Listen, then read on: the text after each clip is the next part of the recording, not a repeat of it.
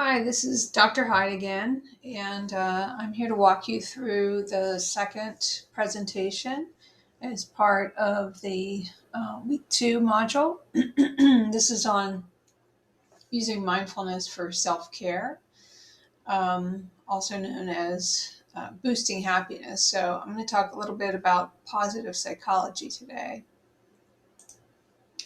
and we'll start from the beginning.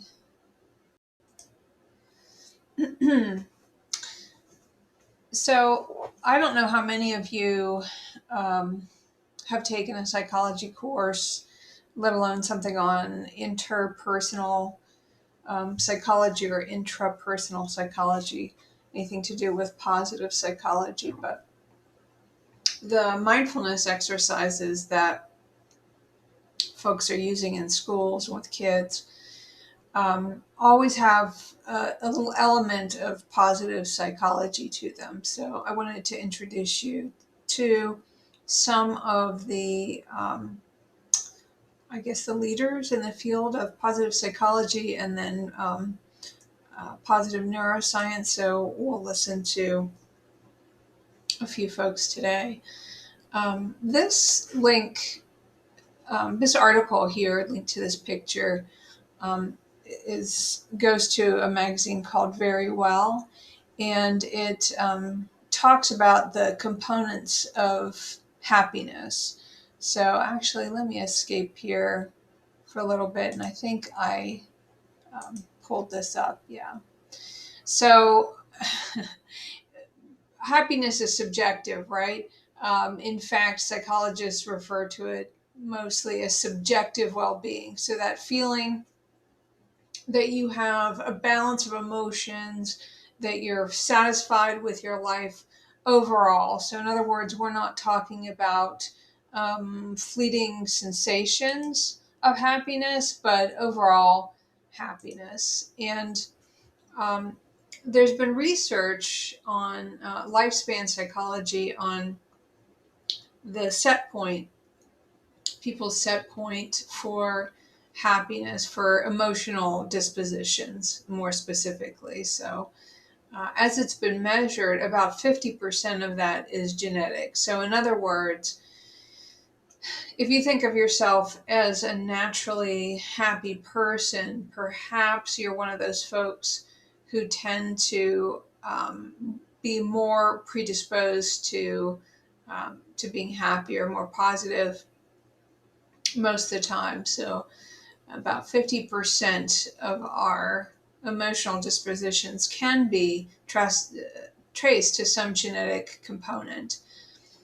40%, a full 40% are attitudes and behaviors. And those are the things that we can condition.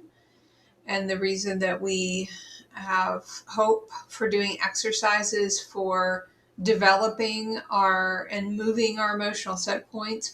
And even genetics can be enhanced or suppressed by attitudes, behaviors, and then environment or circumstances. So 10% is going to be due to your immediate life circumstances. So that's kind of surprising.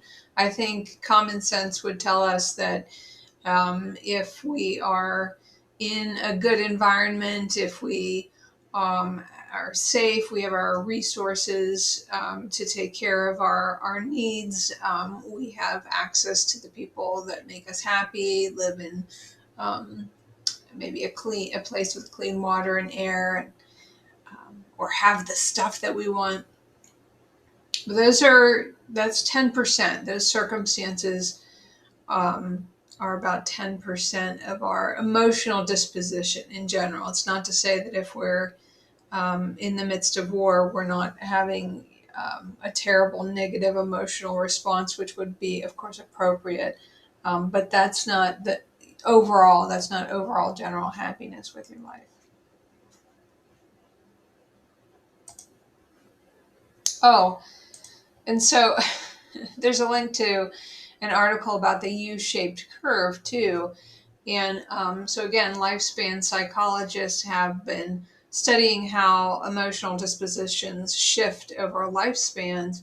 And if you think of babies as being supremely happy most of the time, then we get a little less happy the further along we go until we hit midlife.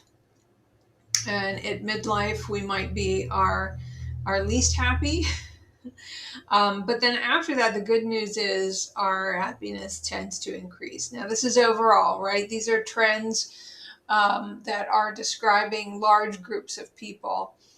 But the reasoning behind this is that we have so many ambitions, and when we're young, we think we're going to be happy when. So we aspire to these things that we are not. In midlife, we might have to come to a reckoning about what it was that we wanted that we didn't achieve, or maybe reflecting on the fact that um, life isn't forever. Ever. We usually get reminded of our mortality somewhere in midlife, hopefully not before. But then if we can process all that and let go of the ambitions for achieving the things that aren't likely going to happen at this point, then we can settle down into more of a life satisfaction, reflecting more neutrally to positively about the things we've already done, and kind of accepting where we are in life. So that's the U-shaped curve to happiness. So, mindfulness plus positive psychology, why do we use this to support social emotional learning? It's not mindfulness for the sake of developing awareness practices and relieving the body of stress in and of itself, which is incredible. But we pair with positive psychology because we have a negativity bias, also known as the positive negative asymmetry, which means that we human beings seem to be have brains organized to not only notice more of what's wrong, but to dwell more on negative encounters and to savor less the positive encounters. So this explains the phenomenon of getting back a grade or feedback on a paper and zeroing in on the one negative comment and having that stick with you for days perhaps, and forgetting all about all of the good things, the positive comments. Well, it's not you. This is the way that our brains work. So that means that we have to put in some extra work if we want to correct for that balance. So maybe you're someone who doesn't buy into the idea that it's worthwhile to try to increase happiness. Okay, well, how about just working on some balance? We still need to do something to correct for our natural negativity bias. So in addition to that, people are using mindfulness plus positive psychology for, of course, focusing and decreasing mind wandering. And we're going to listen a little bit to Richie Davidson talk about that. People are using both mindfulness and positive psychology, sometimes called mindful cognitive behavior therapy. So you've heard of CBT before, cognitive behavioral therapy, perhaps. The M in front of it means mindfulness. So people are using this to treat mood disorders like anxiety and depression, to manage chronic pain, and then to increase compassion, right? If that is perhaps something necessary for their work environment or for to sustain them in their voluntary activity, or there's a lot of reasons why we might be interested in people increasing their compassion if we're shooting for a more harmonious community, society, or world. So here's Richard Davidson, and he is at the Weissman Lab at the University of Wisconsin-Madison. It's called the Center for Healthy Minds.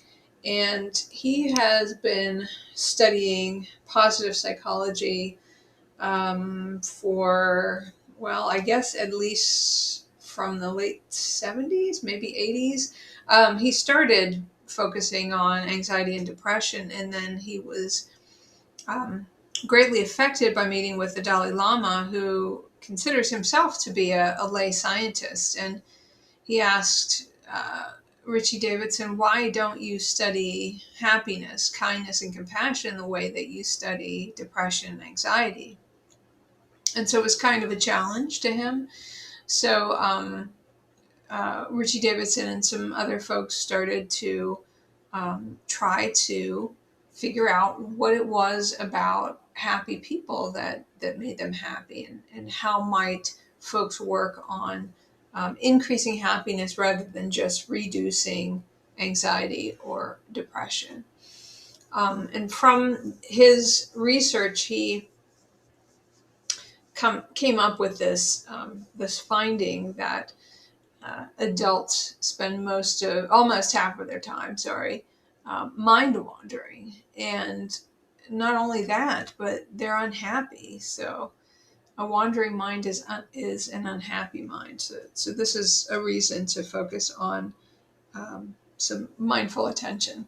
But we'll pause here, and his entire talk is almost 18 minutes. We won't listen to that long of it. I think I have queued up about 10 minutes of it, but it's worth listening to him talk about this. The work that we and others have been doing is predicated on a critical insight in modern science, the insight concerning neuroplasticity. Our brains are constantly changing, constantly being shaped by the forces around us. But we have typically very little awareness of what those forces are. Our brains are changing wittingly or unwittingly. Most of the time, it's unwittingly. Most of the time, we're not aware, and we also have little control over those forces. And the invitation in the work that I'm sharing with you today is that we can actually take more responsibility for our own brains by transforming our minds. But first, let me share with you what some of the consequences of having our brains being shaped unwittingly are. And I'd like to focus on four challenges that have been critical in our society today. And these challenges are failures of well being in very important ways. The first is distractibility. Research indicates that if we take people out and about in the world and we text them, and this has been done in a study that was published a number of years ago, very influential study with several thousand people. We text them and we ask them three questions. The first question is, what are you doing right now? And they check off from a list of activities. Second question, where is your mind right now? Is it focused on what you're doing, or is it focused elsewhere? And the third question is, at this very moment, how happy or unhappy are you? Here's what was found. The average American adult spends 47% of her or his waking life not paying attention to what we're doing. Folks, we could do better. And when they were not paying attention to what they're doing, they were significantly less happy. The scientific paper upon which this is based was titled, "A Wandering Mind is an Unhappy Mind."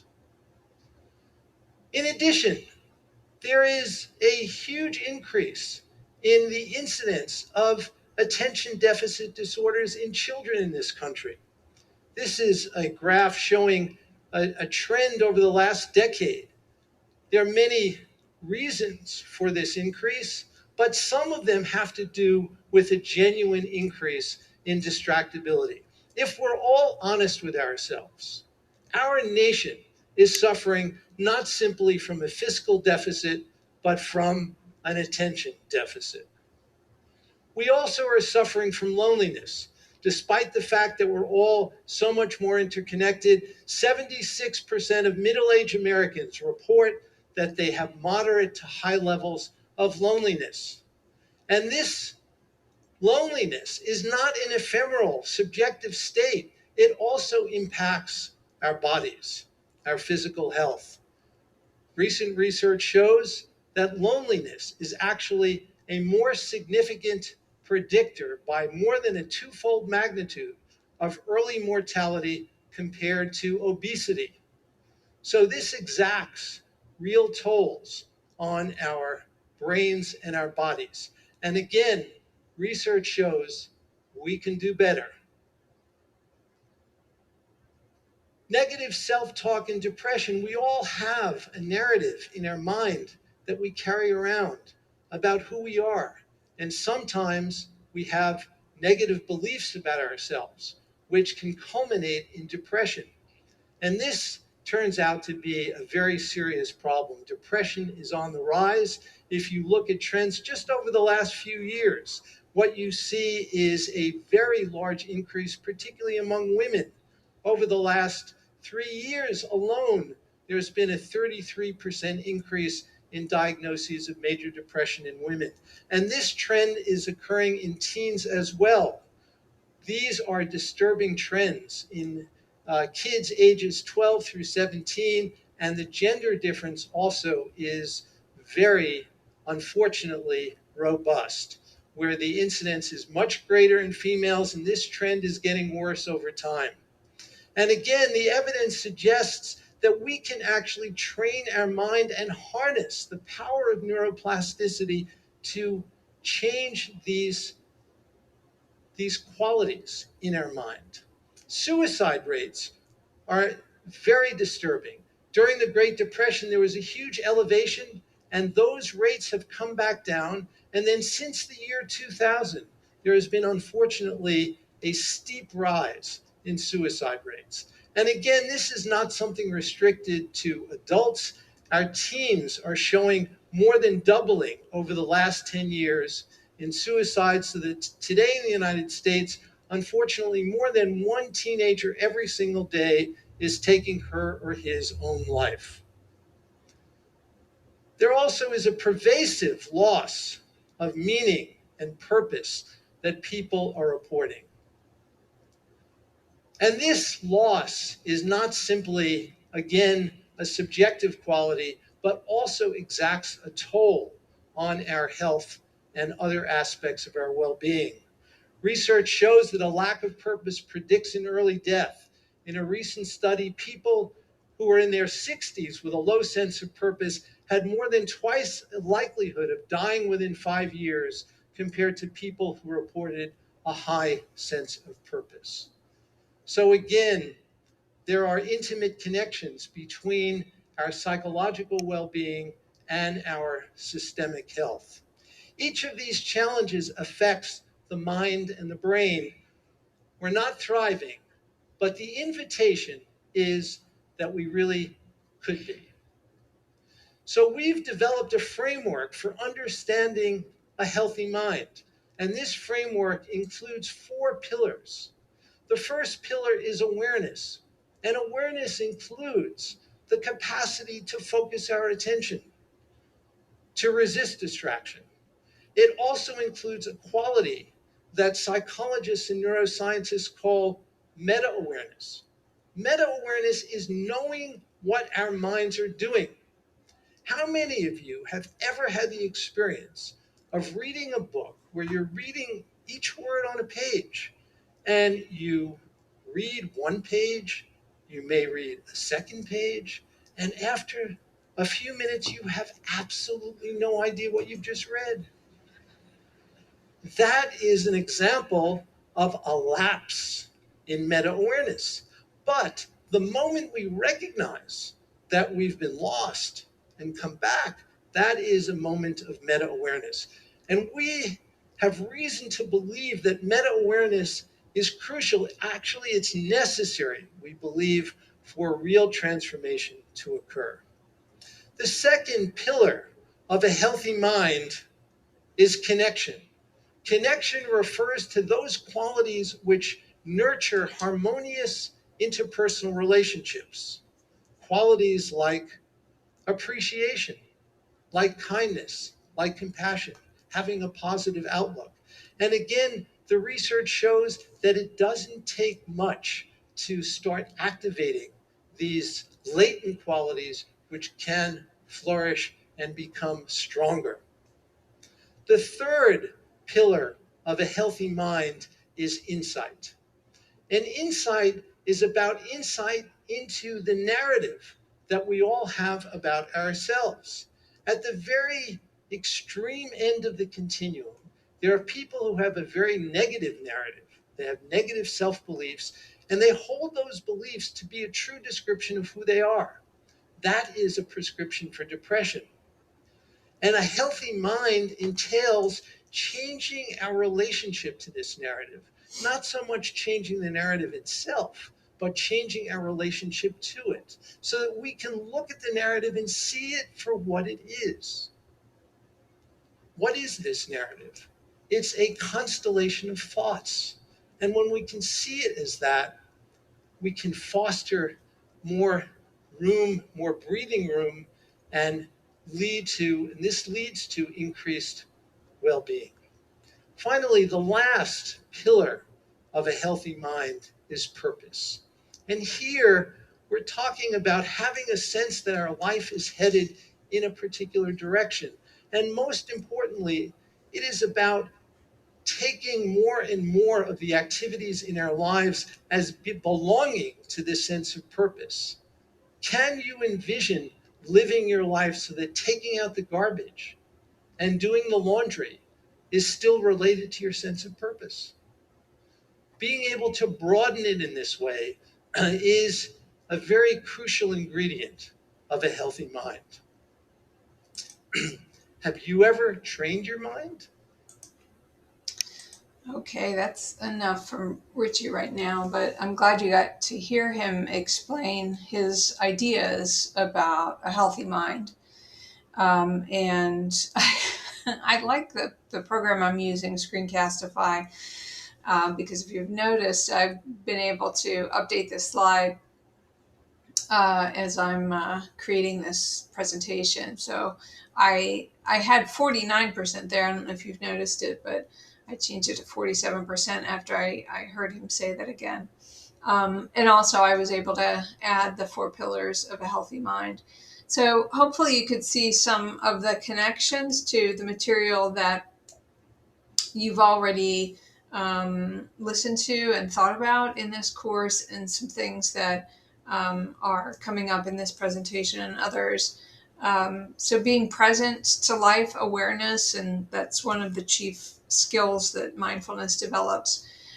This connection, insight, and purpose, it could be that we have to have some component of positive psychology for that. So you see connection, and we think of connection to other people, to places, to animals, and things like that. But it also includes a positive outlook. So that's what we're going to be focusing on here: how to develop a more positive outlook.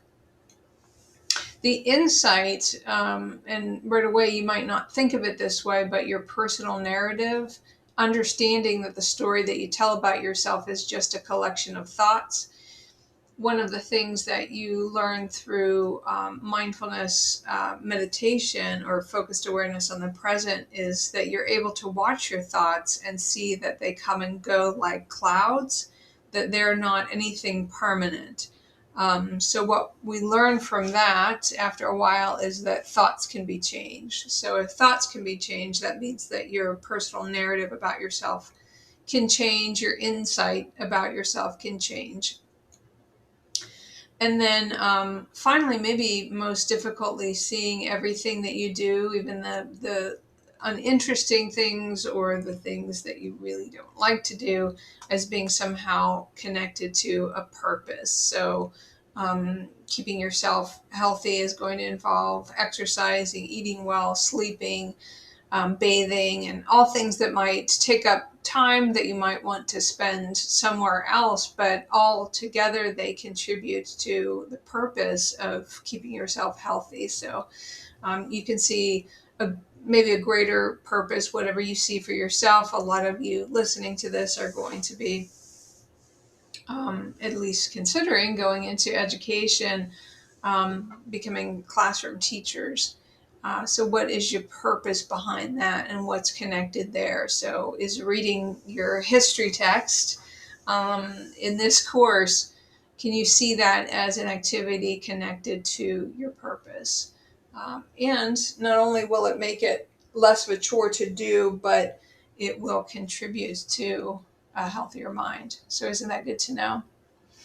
I want to back up here and take a look at the exercise that I cued for myself on this page. This is from the mindfulness master. He was a monk, a Buddhist monk, Thich Nhat Hanh. He died recently. He taught a lot of people over the course of his many years. He was a Vietnam War resistor. He was a peace activist involved in civil rights struggles all over the world. So a lot of people studied mindfulness with him, and you can look up his guided meditations online if you're interested in more of his teachings. But something simply, maybe if you're not ready to start looking for the good, looking for more positive things around you, maybe you can start with just noticing what's not wrong. So find a comfortable way to sit or stand or lie down, just so your spine is straight and your neck is aligned with your spine, and you're able to move your shoulders away from the ears and open the chest a bit. So you can let your hands just hang out in your lap if you're seated, or just hang down at your side or lay on the ground, depending on how your body's positioned. You might start with a breath just to bring yourself to the body, to the present moment, and then just start noticing what's not wrong. So, for example, I've been having some stomach problems, but right now my stomach isn't complaining that much, so my stomach isn't wrong. I don't have a toothache. I don't have a headache. I'm not burning up with fever. Um, Other little things. There's no extreme weather going on, and living in the Midwest as we do, that is something to notice, not going wrong. There's no tornado warnings going on right now. There's no emergency happening at all, actually. No one needs my immediate attention. I haven't lost anything. So right now, what's not wrong? I can see, I can hear.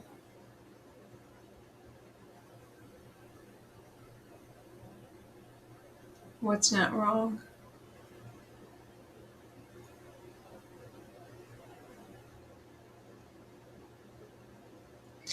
So it won't take you long to realize that that is a backdoor way into developing a gratitude list of sorts. But it might be psychologically easier for people who are just starting out with the idea of intentionally directing their awareness toward the positive. Um, but as I've explained, and you can follow up by reading this article about it too, we actually need to do this to balance our negativity bias.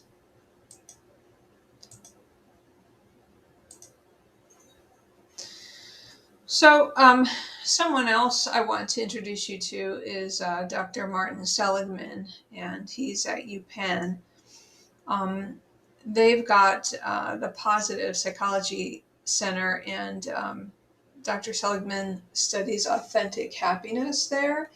And his team have developed some activities for students. So they do focus on college students, but there are programs developed for younger students as well. So you could link to them here if you want to. His theory of well-being is goes by the acronym PERMA. So you saw Richie Davidson's Four Pillars of a Healthy Mind. So Seligman has positive emotions, engagement, positive relationships, meaning, and accomplishment. And these are going to be subjective, of course, and you can dig a little bit into what they mean. And we're going to listen to Dr. Seligman explain a little bit about that. But here is a simple exercise that he had students do. Write down daily 3 good things that happened each day for a week. And then, of course, be, having access to a psychology lab, you can run measurements. So, of course, they're going to measure their subjective well being before this and then after this, and notice changes. Another interesting thing to look into, and this is for adults, you can take the test. I have my students take it when I teach the Mindfulness Fundamentals course to get your survey of character strength. So you take this little test. It takes quite a while, um, but it's interesting. And or I mean, you could maybe you're aware of your character strengths right now, and then you just write them down. And then the way to employ this is to start using your highest strength in a new way at school and over the next week. So that's another way of increasing your well-being. Of course, if you want to challenge your insight, right, your story about yourself, you might take this survey just to see what your character strengths are. Maybe you need this as a corrective to the belief that you're not good at anything. And it's not uncommon for people to have negative self beliefs and negative self talk. And research has uncovered that the people that we're the harshest to most commonly are ourselves. So we'll listen to Dr. Seligman explain his concept of PERMA.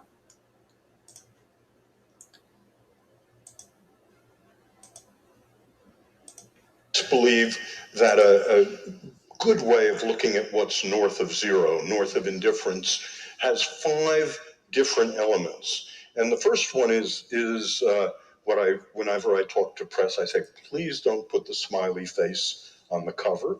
I was delighted that the advertiser today did not put the smiley face on it, but it is the question of positive emotion and happiness, rapture, comfort, joy. And I'm very interested in those things, the question of how to measure them and how to build it. But positive psychology doesn't end there. The second ingredient of positive psychology is engagement, flow, being one with the music. So the house lights are up enough so I can see the first dozen rows. And it looks to me that about 70% of you are one with the music now, that you're wrapped up listening in what I'm saying. The other 30% of you are having sexual fantasies, by the way. This is well documented.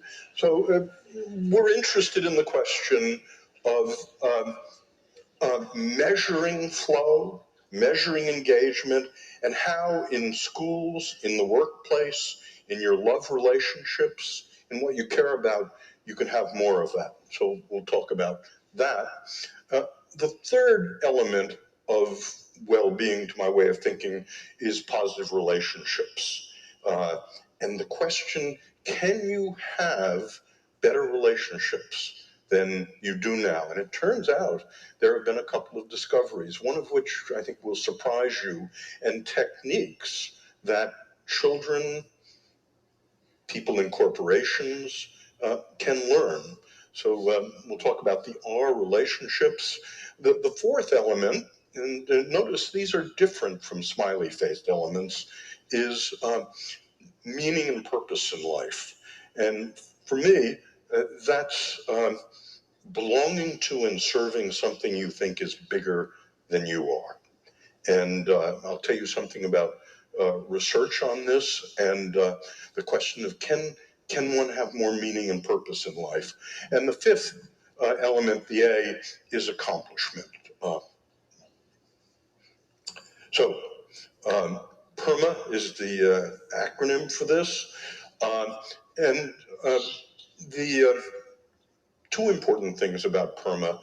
If I was giving this talk 20 years ago, and I'm going to suggest toward the end that the measurement of PERMA is a good state and national goal. And if I had suggested that 20 years ago, people would have said, well, dollars are measurable, but well-being is not. So it turns out each of these things is measurable. I have a website that's free. It's called AuthenticHappiness.org. And it talks about, it has on it the 20 leading tests of these variables of well-being. And they're free. You can take them if you want to know. About 2.5 million people have registered at the website and taken it. So if you actually want to know what your sense of humor is relative to other Australians, you can find out actually, so the percentiles about this. And then the dieting question occurs. It turns out each of these things is buildable. And part of the reason I never worked, I spent my life working on misery, trauma, helplessness, depression, suicide. And part of the reason I didn't work on well-being is there was a study about 35 years ago which looked at lottery winners in Illinois. And it basically measured the smiley face, how happy they were. And it followed them. And it turns out when you win the lottery, you get happier. But about 3 months later, you're back to your usual curmudgeonly self. And so I said, well, I didn't want to work on anything as transient as that. It turns out that's not representative of this. And positive emotion, engagement, relationships, meaning, and accomplishment are probably buildable in lasting ways.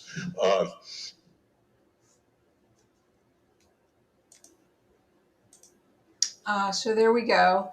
Now you have a sense of two of those models from the folks that a lot of other people point to when they want a research base for their mindfulness supported social emotional learning programs. And the folks who are studying happiness, there's a lot of other people doing it, but you'll find that these two, the names of these two, come up quite a bit.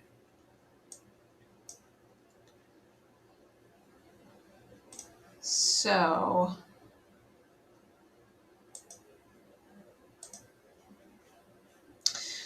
some caveats about happiness. You heard Dr. Seligman talk about money. People winning the lottery, isn't that going to make you happy?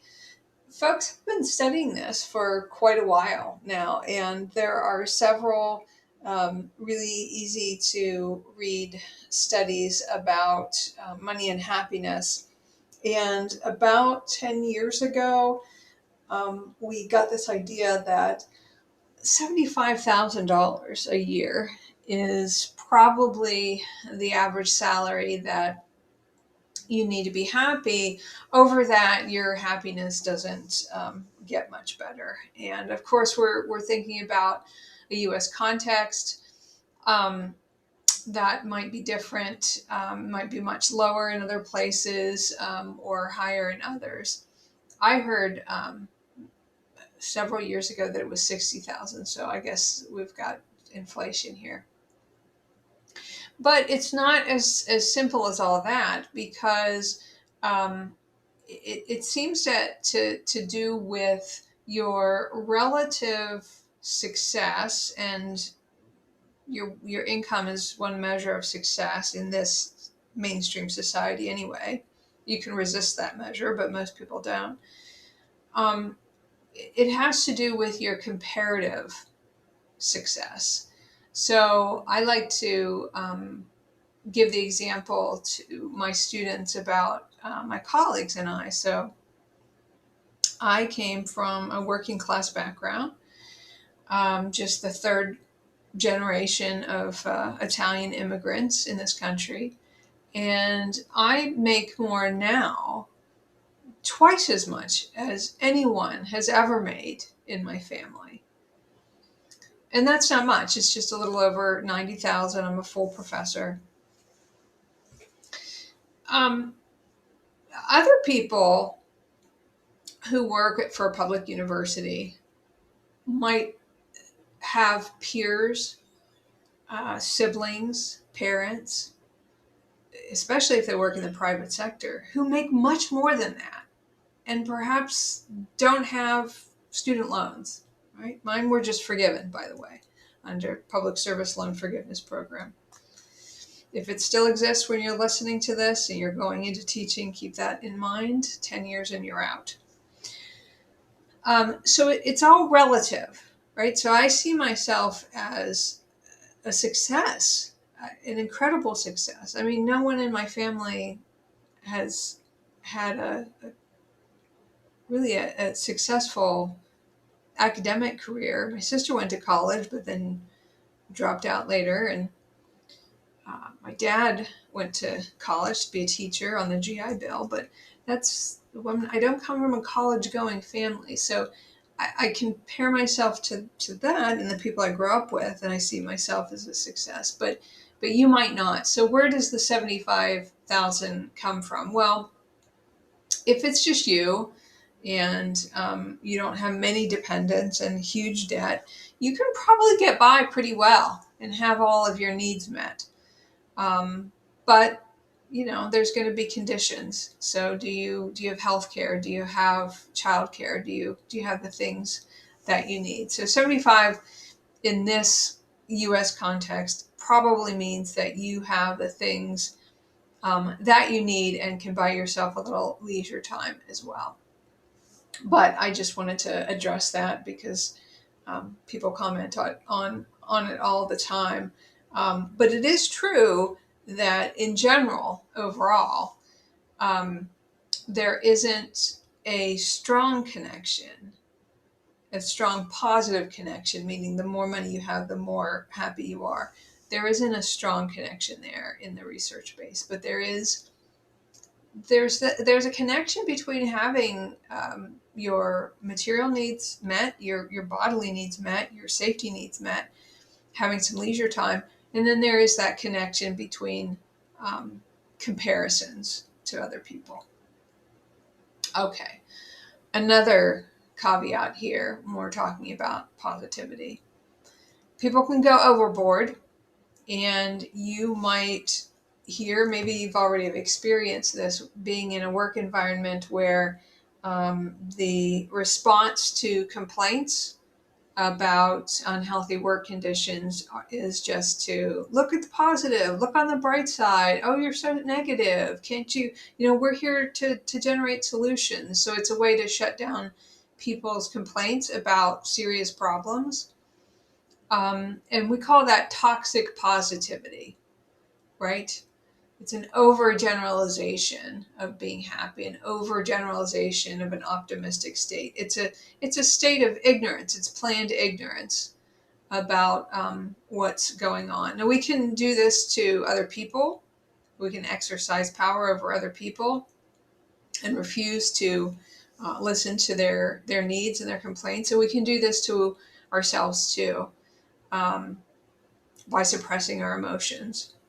So, but in most cases, we're looking at this as an organizational phenomenon, as people who are employing toxic positivity in organizations in order to ignore folks and keep the status quo in place. And if you're interested more about that, because it's just a side note, I'm not going to play the video, but there's a little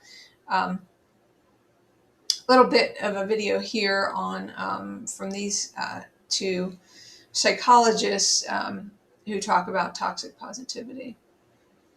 And then finally, I wanted to take a look at Maslow's hierarchy of needs, right? So your psychological needs rest on top of your basic needs. So this is kind of tied in with the money as well. You're gonna struggle. Now I know that there are those cases of people, and there have been documentaries where the investigator uncovers people living with absolutely nothing and just as happy as possible. That is highly unlikely, statistically unlikely, that if you don't have your basic needs met, you're going to be functioning well with a healthy mind. So it's really important to start working at the bottom. We have to address Maslow before we want Bloom. So uh, Bloom's theory of higher order thinking, right? So that's what we're, at least 20 years ago or so, this is what the foundation of this developing learning standards for higher order cognitive tasks. Before you ask people to engage in higher order thinking, you have to take care of their basic needs, and the same goes with happiness. So work, and it's part of self care as well. Work on securing your needs, your bodily needs, before you're working on ensuring a healthy mind. Right? We have to take care of the basics. I don't want you to get the idea that it's less important, because people with unhealthy minds are also unwell, and it can be very harmful physically, mentally, right?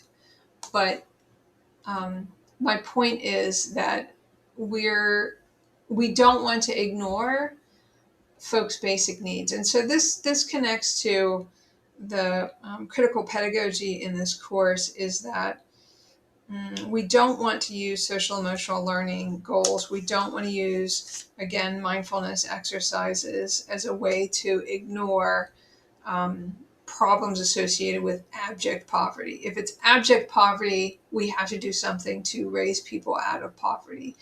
If it is harassment and discrimination, we have to do something to address and remove the harassment and discrimination before we start focusing on taking in the good.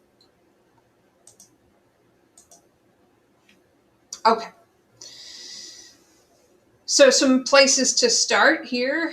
Positive self-talk, also known as affirmations.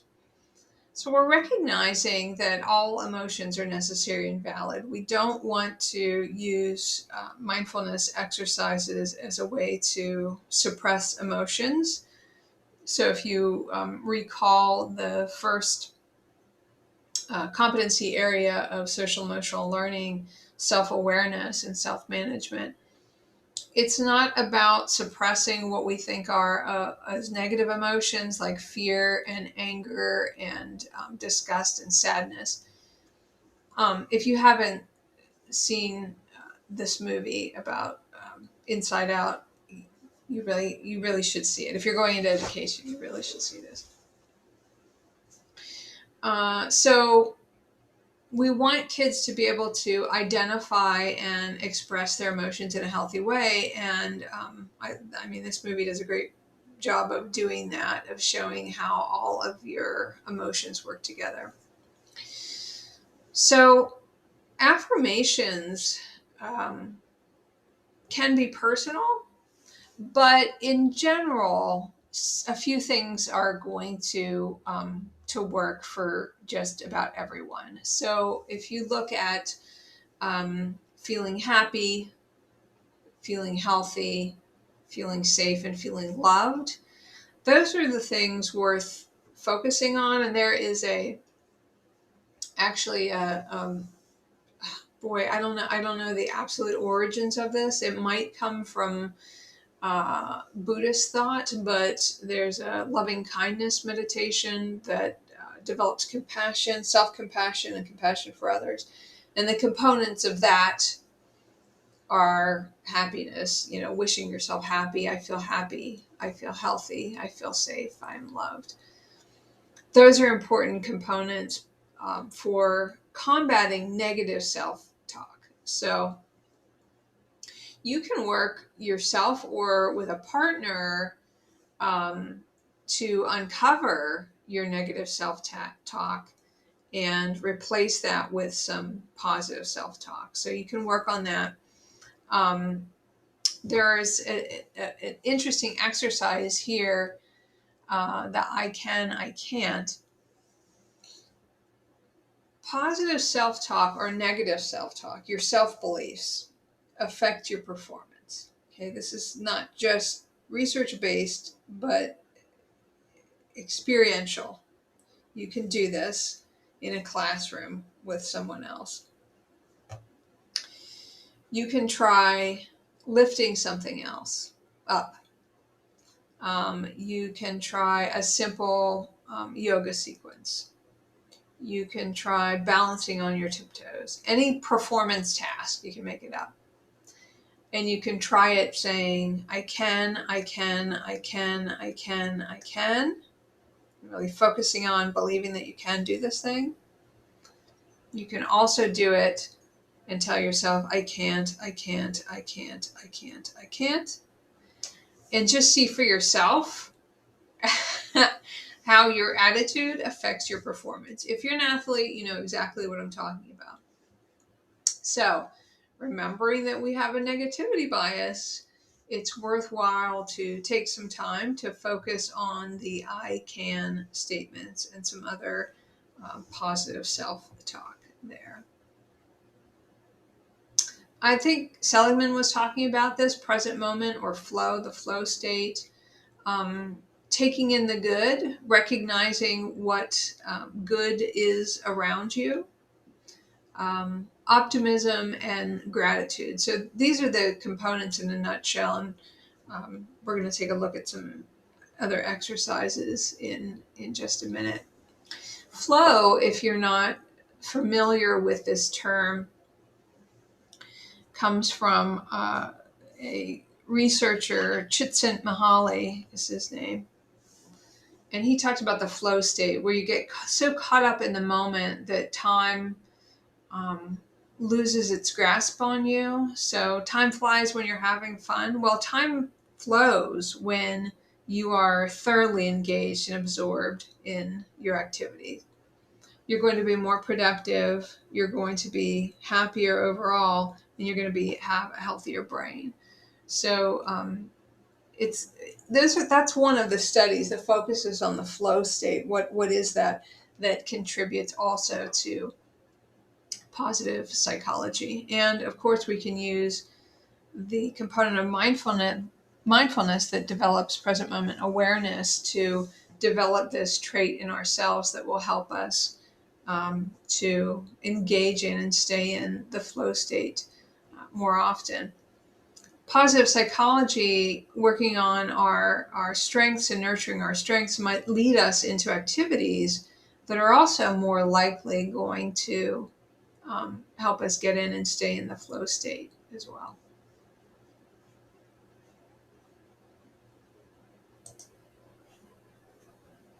Okay, so there's a bunch of activities on this slide here.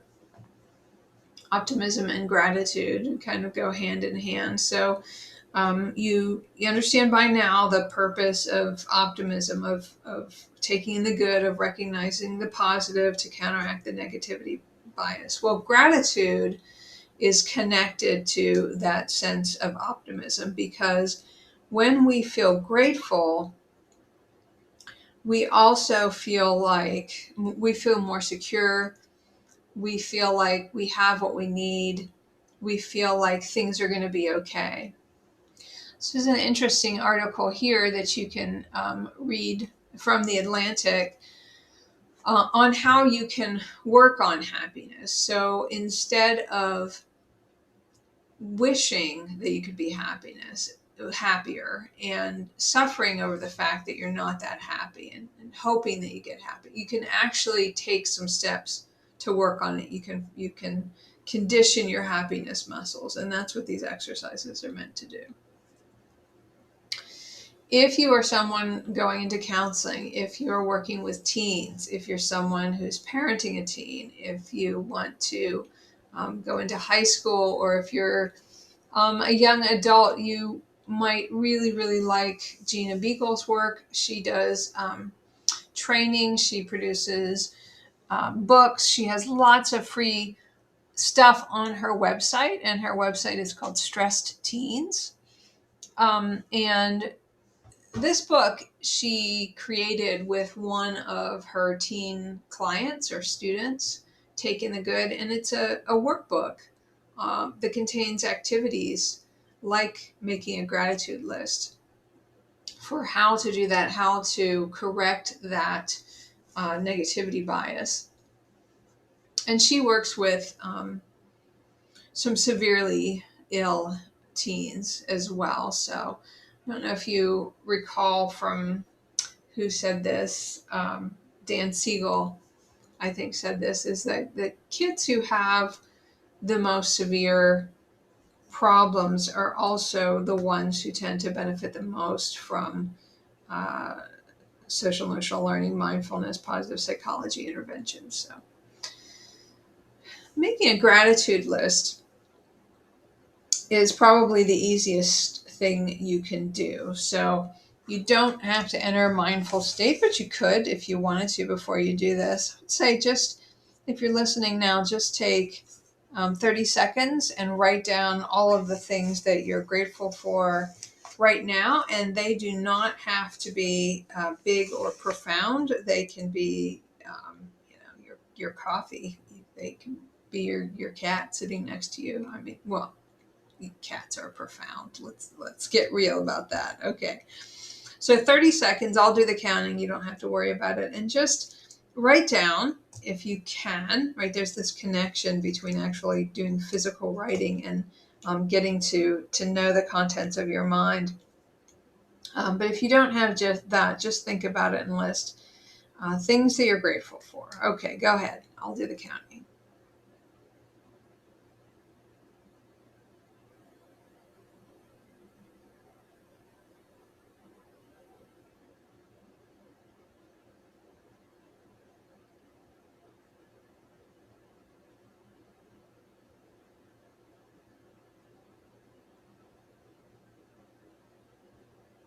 Okay, that's 30 seconds.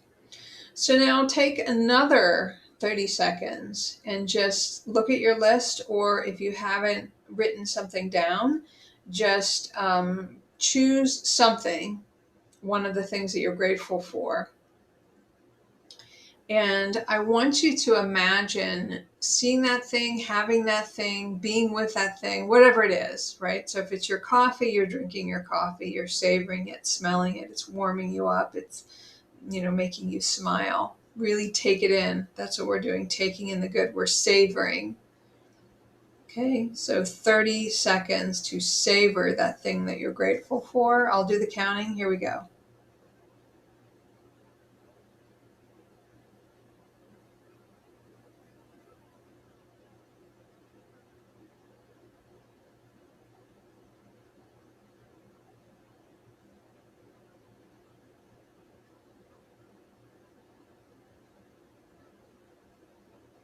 Okay, that's 30 seconds.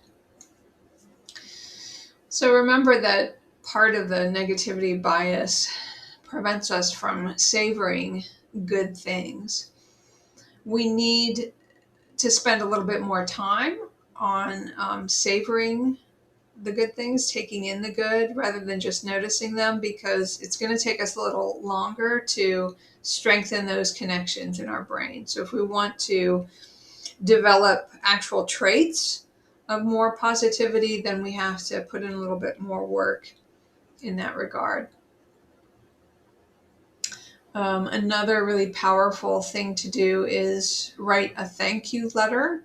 And it sits on kindness as well, which is part of another presentation. But writing a thank you letter is going to, again, increase those feelings of gratitude for you. It's also an act of kindness, which is good for you, good for your mental health. And then if you actually give it to somebody, it will be good for their mental health too, to be acknowledged. There's more ideas that you can find from the Greater Good magazine. This is from Berkeley, and this is linked here. There are more thank you type activities from Thanks. This website right here. And then there is I guess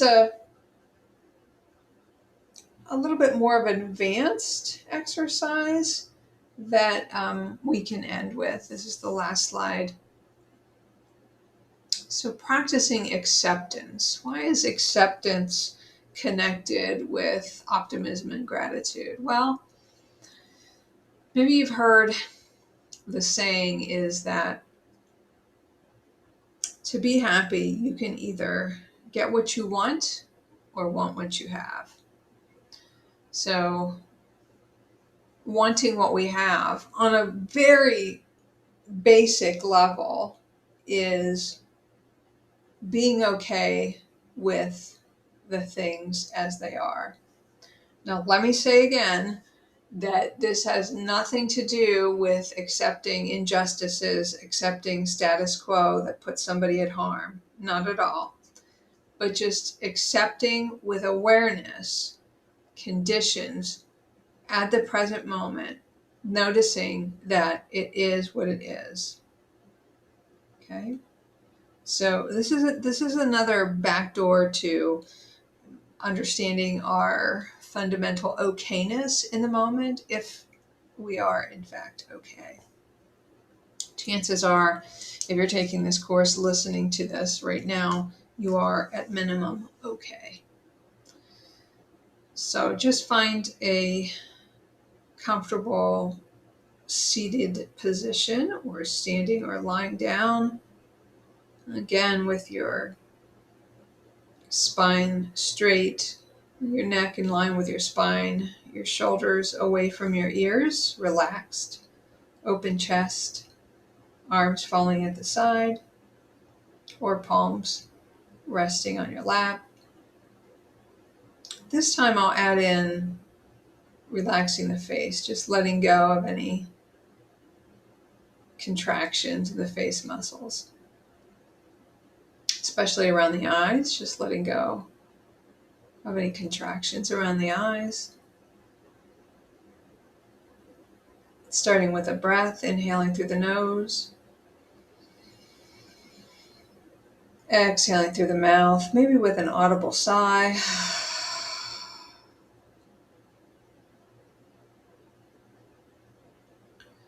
And just reaching out your awareness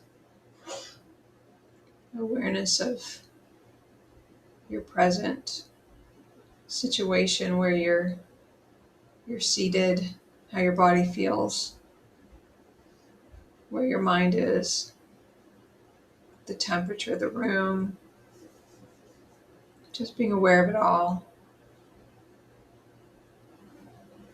And as you feel your mind move into judgment, which it will, everyone's does, you just say to yourself, it is what it is.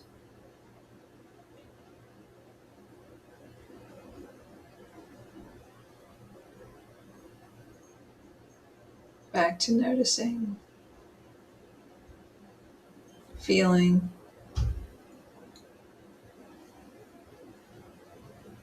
If you want to, you can take a look around the room.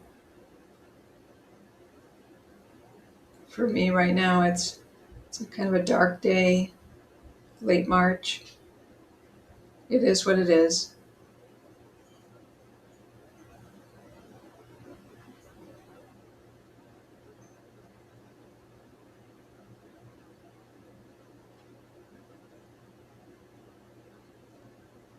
one last time, anything that is going on with you, maybe impatience, irritation, noticing that, and it is what it is.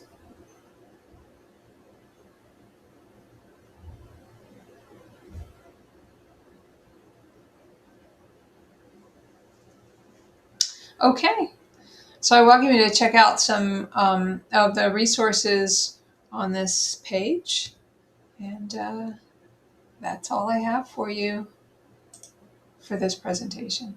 Thanks.